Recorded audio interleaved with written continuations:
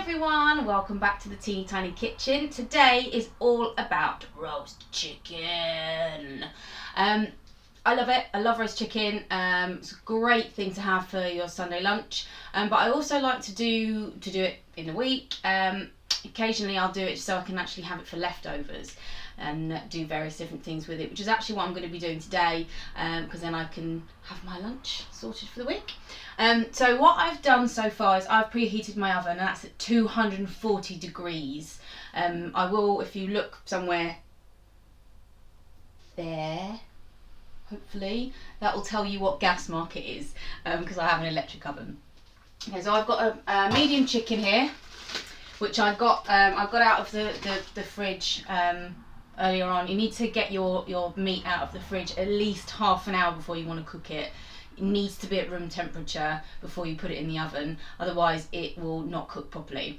Also, one thing to remember: never ever ever wash poultry. Don't do it. You don't need to do it, and actually it's worse than if you didn't wash it. So most people think, oh, I need to wash the chicken, make it clean. Don't do it. It's really bad. So I'm literally just going to open this packet and it's going to go in the oven. So what we're going to do, rustle to get this chicken out. Smell chicken, baby. I've got a roasting tray here. So what we're going to do, this is my favourite way of doing chicken, is with lemon and herbs. I use basil mostly for my chicken, purely because it really infuses into the meat of the chicken. So you get this beautiful kind of perfumed flavour coming from the meat.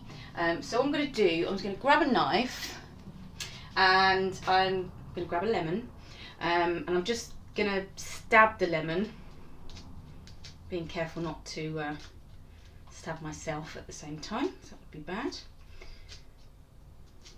Okay, so your lemon's all stabbed. Oh, it smells lovely.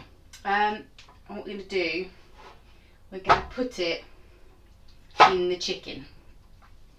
Now most people think this is actually the back side of the chicken. This is not, this is the neck. So you're going to pop it in there.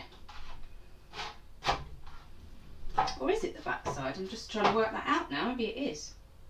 Oh, I don't know.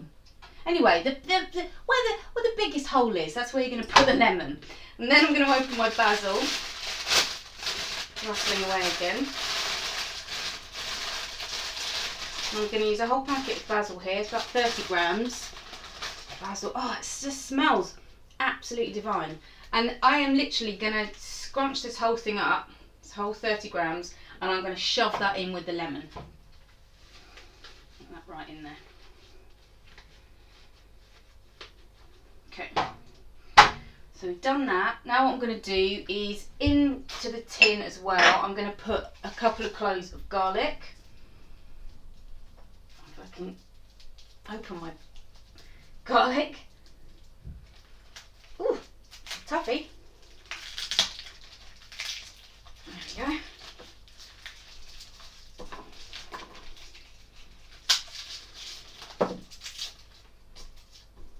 Leave them unpeeled, just throw them in, and then we're going to grab some oil.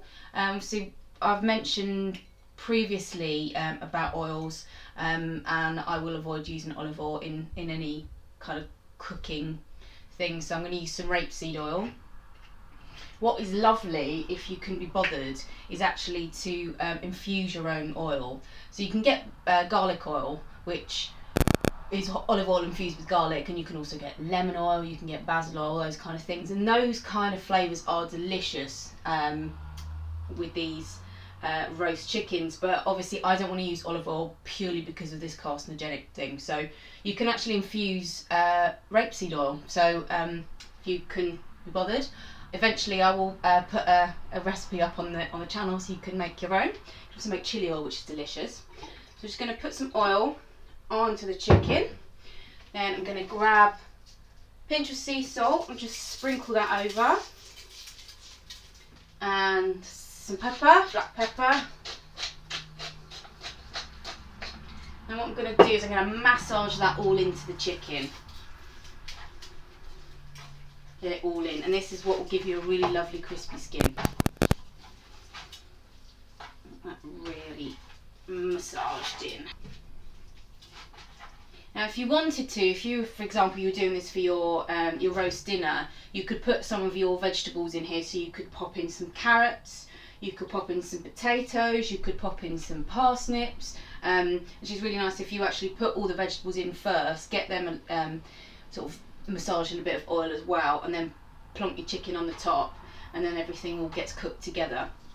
So my chicken is lovely and massaged and shiny and seasoned. I'm just going to wash my hands. Make sure you wash your hands after you touch meat, specifically poultry. A bit of that.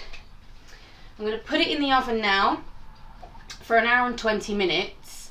But before I do that, I'm going to put it in the oven. Before we put the timer on, we're going to turn the oven down to 200. And again, if you look somewhere on the bottom of the screen, I'll be able to see what gas mark that is. So that's going in the oven now for an hour and 20. My timer on.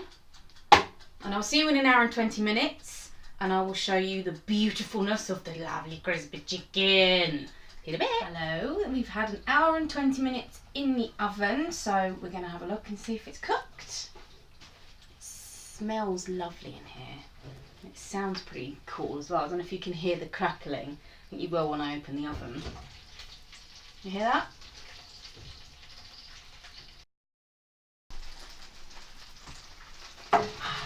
Chicken! Okay, so just going to make sure it's cooked. So I'm going to take a knife and I'm going to put it into the thickest part of the chicken. So I'm going to check the legs, I'm going to check the breast as well. And what you want to do is you want to stick the knife in and press just to make sure that the juices run clear. If there's any hint of pink or red in that juice, put it back in the oven immediately because it's not cooked. I'm just going to check the breast.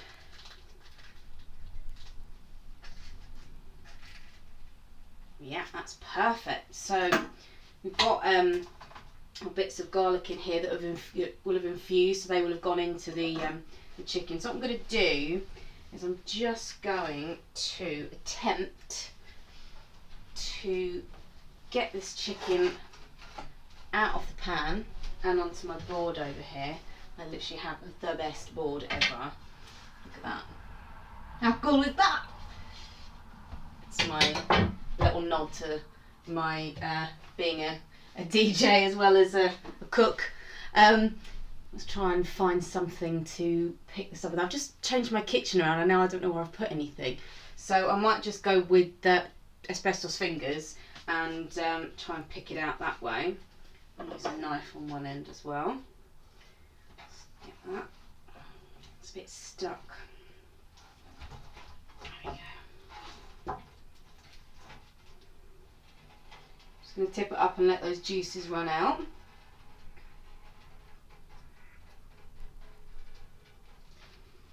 Okay, and then I'm going to pop it on my board. I'm going to leave it to rest for a little while. These juices here that we've collected, as you can see there, make delicious gravy.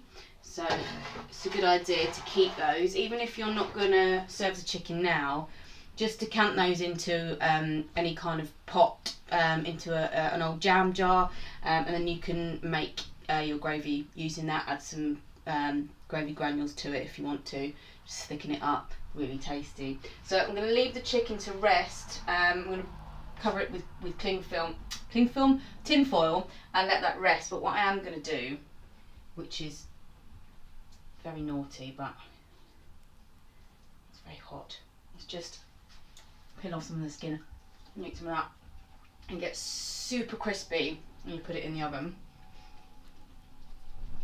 And you hear that? You hear that crunch? So, as I say, I'm going to leave that to rest. Find some foil.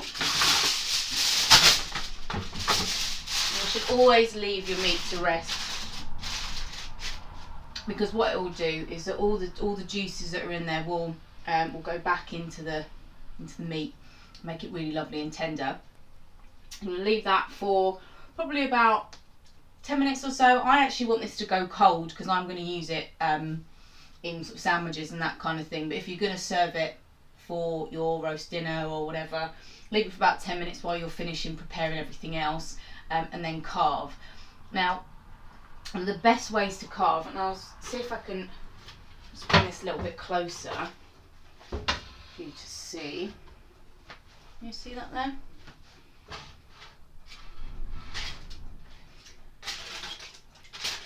If you take a knife, a bigger knife than this, it's probably better to use one like that. Cut the wings off, which I don't really want to do now because I do really want it to rest first. But you cut off the wings, or even pull them off. If it's cooked well enough, you should just be able to, there we go, just pull them off. There we go. Cut the string on the legs.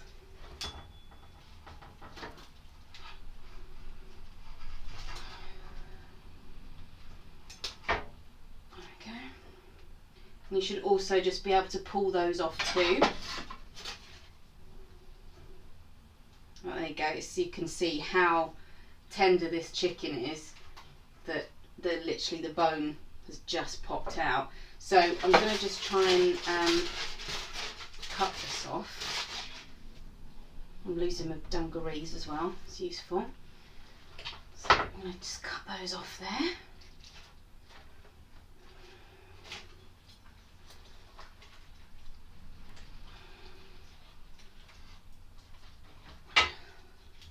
Attempt to, not quite coming off.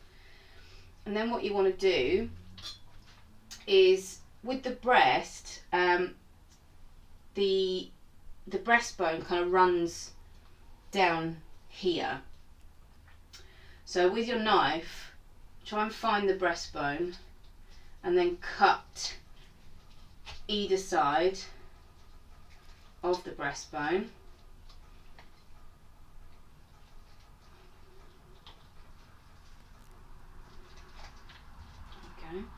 And then you should be able to just gently, without burning yourself, which I'm doing right now because the chicken is so hot, it's hotter than the sun. You should be able to get the whole breast off. Okay,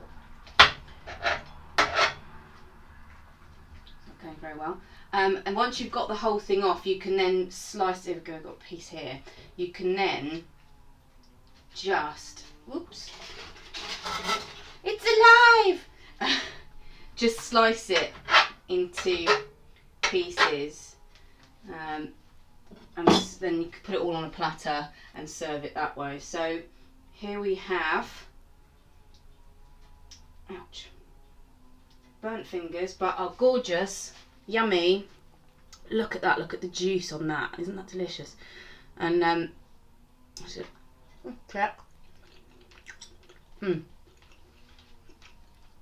perfectly cooked. It's tender, it's juicy, and it's got that beautiful perfume of the basil that we put in before we cooked it. That lemon's kept it, wait, I'm sorry, I'm choking on chicken.